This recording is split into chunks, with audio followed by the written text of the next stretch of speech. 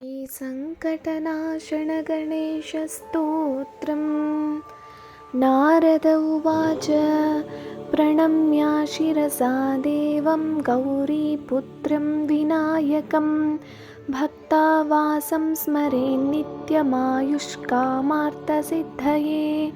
प्रथमं वक्रतुण्डं च एकदन्तं द्वितीयकं तृतीयं कृष्णपिङ्गाक्षं गजवक्त्रं चतुर्थकं लम्बोदरं पञ्चमं च षष्ठं विकटमेव च सप्तमं विघ्नराजं च धूम्रवर्णं तथाष्टमं नवमं भालचन्द्रं च दशमं तु विनायकम् एकादशं गणपतिं द्वादशं तु गजाननं द्वादशैतानि नामानि त्रिसन्ध्यं यः पठेन्नरः न च विघ्नभयं तस्य सर्वसिद्धिकरं परं।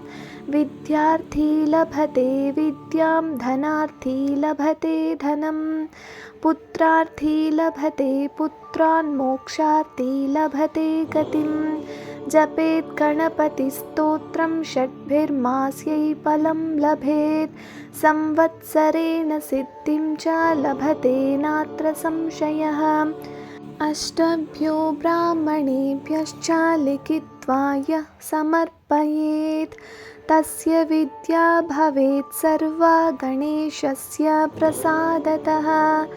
इति श्रीनारदपुराणे सङ्कष्टनाशनं नाम गणेशस्तोत्रं सम्पूर्णम्।